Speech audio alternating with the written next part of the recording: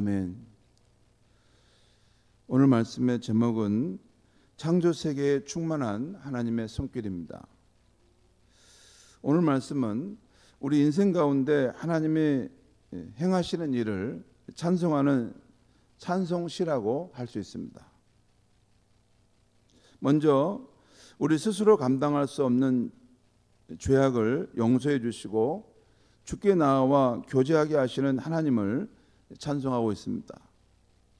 오늘 말씀 3절과 4절을 보겠습니다. 죄악이 나를 이겨 싸우니 우리의 허물을 주께서 사하시리이다. 주께서 택하시고 가까이 오게 하사 주의 뜰에 살게 하신 사람은 복이 있나이다.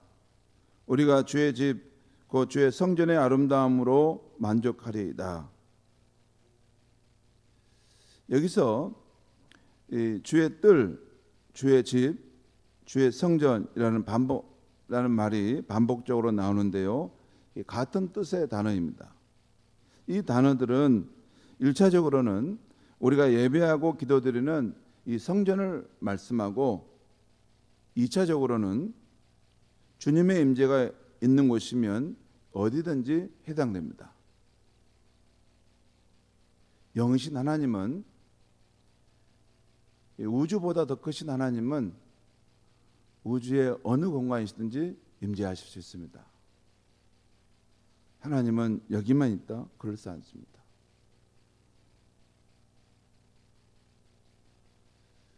하나님이 얼마나 크시냐면 이 광막한 우주를 만드신 분이십니다. 그 하나님이 어디 지구 모퉁이에 있겠습니까? 하나님은 영으로 어디든지 충만히 계시는 분이십니다. 그렇기 때문에 여기서 주의 뜰, 주의 집이라는 표현은 구약시대의 관점에서 보면 그 이스라엘 백성이 예배하고 기도드리는 그 성전이 초점이 됐다면, 신약시대 예수 그리스도가 오셔서 이제 이 물리적인 공간의 성전이 아닌 그를 믿는 백성들의 삶 속에 역사하시는 그 성전을 말할 때, 이것은 그 백성들이 머물러 있는 어느 곳인지 그것이 주의 성전이 될 수 있는 것입니다. 오늘 말씀을 보면 하나님께서는 우리의 죄악을 용서해 주시는 분이라는 말씀이 나와요. 그 죄악이 나를 이겼다는 말은 내 힘으로 죄를 극복할 수 없었다는 것입니다. 그런데 하나님께서 나를 택하셔서 그 죄와 허물을 용서하시고 가까이 오게 하사 주의 임재 가운데 살게 하셨다는 것입니다. 그 백성은 정말 복되다는 것이죠. 고린도전서 1장 9절에 보면 하나님은 우리를 불러 그의 아들 예수 그리스도 우리 주와 더불어 교제하게 하시는 하나님이시다 이런 표현이 나와요. 이 말씀을 보면 예수 그리스도의 하나님은 구원받는 우리와 함께 교제하고 사귐을 나누는 것을 기뻐하심을 알 수 있습니다. 우리를 그냥 구원하고 이제 천국에 가면 된다, 이게 아니고 우리를 구원받는 백성으로 삼으셨다는 것은 너는 나랑 함께 살자, 나랑 인격적인 교제와 사랑 가운데 살자, 너는 나를 알아가고 또 나는 너를 사랑하고 그렇게 서로 사랑하며 사는 것이다. 그것이 성경을 관통하는 하나님의 뜻입니다. 그래서 예수님 말씀하시지 않았어요? 주 너희 하나님을 뜻과 마음과 정성을 다해 사랑하고, 그것이 사랑하고.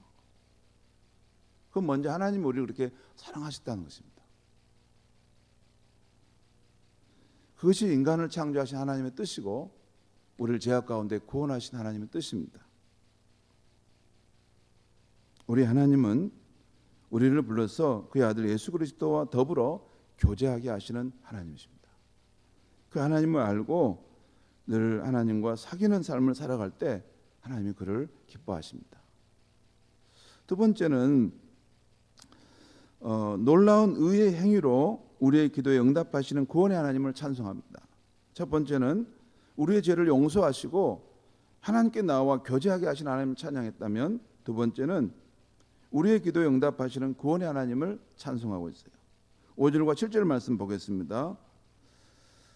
5절부터 7절 말씀 제가 읽겠습니다.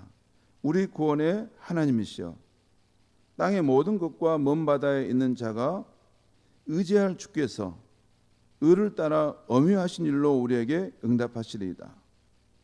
주는 주의 힘으로 산을 세우시며 권능으로 띠를 띠시며 바다의 설렘과 물결의 흔들림과 만민의 소욕까지 진정하시나이다. 여기 보면 주께서 의를 따라 엄유하신 일로 우리에게 응답하시리이다 라는 표현이 5절에 나와 있어요. 엄유하신 일이란 뭐냐면 두려움이 될 만큼 영광스러운 하나님의 일을 말합니다. 그 뜻이에요. awesome, 영어로 awesome이랍니다. 놀라울 정도로.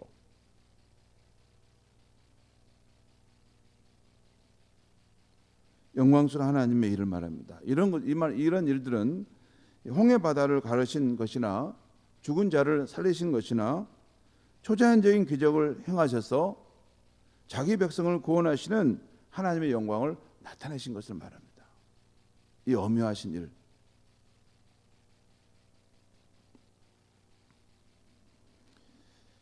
그 엄유하신 일로 우리의 기도에 응답하신다는 것입니다. 그리고 7절에 바다의 설림과 물결의 흔들림 그리고 만물의 소유까지 진정하시나이다 라는 이 말씀은, 여기 보면 바다의 설렘과 물결의 흔들림, 만물의 소요, 이 말씀은 태풍으로 요동치는 자연과 격동하는 인간 역사를 통제하시는 하나님이심을 말씀하고 있어요. 여러분, 우리는 인생의 길을 갈 때 우리 힘으로 통제할 수 없는 그런 어려운 상황을 만날 때가 많죠. 그런데 하나님이 통제하지 못하는 것은 없습니다. 우리가 겪는 모든 문제, 어떤 어려움도 하나님의 통제권 안에 들어와 있습니다. 하나님은 이 우주를 만드시고 그 안에 있는 모든 만물을 만드신 분이기 때문에 하나님 그 모든 것을 통제하실 수 있으십니다. 그 말씀이에요. 만물의 소유까지 진정하시나이다. 만민의 소유까지 진정하시나이다. 이것은 사도행전에 보면 바울을 죽이려 했던 유대인들의 극렬한 소유 가운데서 바울을 지키시기 위해서 그 소유를 잠잠케 하신 하나님, 그 하나님의 모습이나, 또한 사도행전 27장에서 바울이 탄 배가 유라굴로라는 태풍을 만났을 때 바울을 구원하시기 위해서 그 바다를 통제하셨던 하나님을 생각해 볼 수 있습니다. 저와 여러분은 배를 타고 그렇게 먼 데까지 가지 않아서 잘 모를 수 있습니다. 그런데 훌륭한 신앙인들의 간증을 보면 존 웨슬리도 그러고, 또한 제가 아는 귀한 목사님들을 보면 이 큰 바다를 항해하고 갈 때 큰 태풍을 만나서 거의 배가 전복되는 그런 상황 속에 놓였던 그런 분들의 간증을 보면 그 상황 속에서 하나님이 자신들을 지켜주시는 그 구원의 역사를 체험했다는 것을 말씀을 제가 들었어요. 그러구나. 하나님은, 여러분, 우리가 배를 타고 먼 곳에 가본 적이 없기 때문에 이것은 상상 이야기다, 그렇지 않습니다. 실제 그 바다에서 큰 풍랑을 만났던 사람들이 그 바다를 잔잔케 하시고 자신의 생명을 보존해 주셨던 하나님을 경험하고 간증하는 이야기들을 제가 들었습니다. 아무튼 하나님은 놀라운 그 행위로 우리의 기도에 응답하시는 구원의 하나님이시라는 것, 그리고 그 하나님을 지금 찬송하고 있는 것입니다.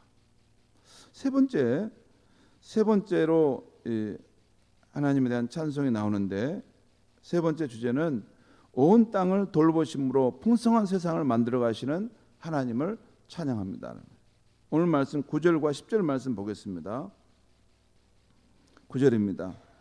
땅을 돌보사 물을 대어 심히 윤택하게 하시며, 이때 주어가 앞에 생략되어 있어요. 주어는 주께서 땅을 돌보사 물을 대어 심히 윤택하게 하시며 하나님의 강에 물이 가득하게 하시고 이같이 땅을 예비하신 후에 그들에게 곡식을 주시나이다. 10절입니다. 주께서 밭고랑에 물을 넉넉히 대사 그 이랑을 평평하게 하시며 또 담비로 부드럽게 하시고 그 싹에 복을 주시나이다. 13절 보겠습니다. 초장은 양떼로 옷 입고 골짜기는 곡식으로 덮였으며 그들이 다 즐거이 외치고 또 노래하나이다. 여러분, 초장은 양떼로 옷 입고 라는 것은 이건 하나의 은유적인 표현인데 이게 무슨 의미일까요? 이미지적인 표현인데 이 푸른 초장에 양떼가 얼마나 많았으면 양떼로 옷을 입혀진 상태라는 것이죠. 그리고 골짜기는 곡식으로 뒤덮여 있다는 것입니다. 풍성한 세상의 모습을 표현해주고 있는 것이죠. 성도 여러분, 곡식을 짓는 땅에 물을 대어주시는 분이 누구신가요? 사시사철 강물을 채우시고 흘러가게 하시는 분은 누구실까요? 들의 푸른 초장이 무성하게 자라 양떼들이 배불리게 먹게 하시는 분은 누구실까요?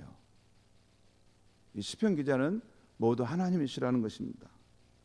하나님의 은혜의 손길이 닿는 곳마다 들판이면 밀곡식이 바람에 출렁이면서 자라나고 메마른 땅이면 양떼들이 풀을 뜯어 먹는 푸른 초장으로 바뀌고 언덕과 골짜기이면 푸른 나무들이 옷을 입고 아름다운 경치를 펼치는 세상이 된다는 것입니다. 그래서 온 세상과 자연이 기쁨으로 춤을 추고 즐거이 주 하나님의 은택을 노래한다는 것입니다. 저는 가끔 산과 바닷가를 산책하다 보면 하늘에 회색 먹구름이 몰려오고 갑자기 비가 우두둑 떨어지는 때가 있습니다. 그때 논에 심겨진 푸른 벼이삭과 저 멀리 언덕의 푸른 나무들을 보게 되면 단비가 오물 반기며 부는 바람에 춤을 추는 것을 봅니다.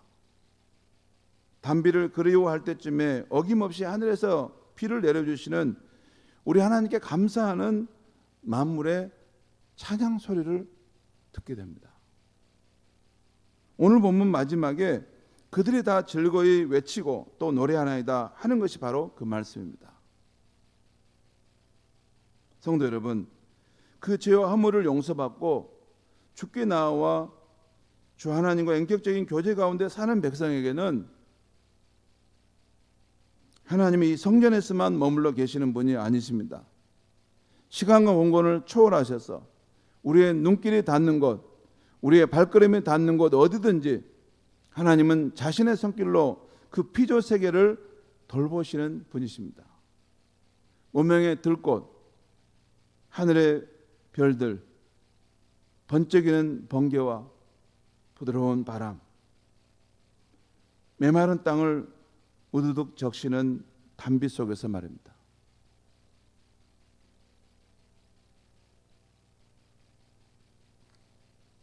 창조 세계에 충만한 하나님의 손길이 있다는 것입니다.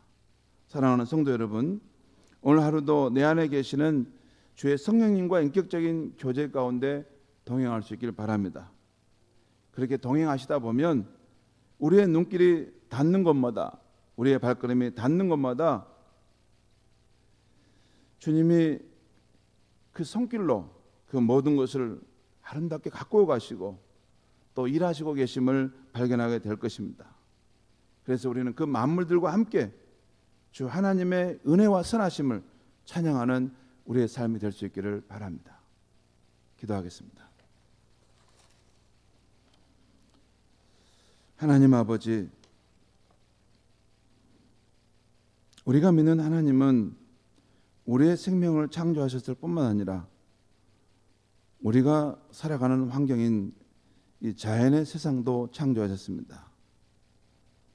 하나님은 우리를 사랑하시지만 자연에 있는 작은 미물도 하나님은 사랑하시고 또 섬세하게 돌보시는 분이십니다.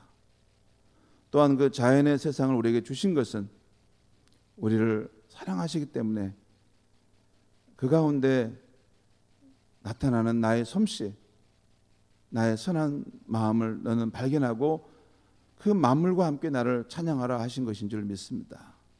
하나님, 코로나 시대를 살아가는데 우리가 우리 안에 갇히지 않게 해 주셔서 우리가 시공을 초월하셔서 우리의 발길이 닿는 어느 곳에든지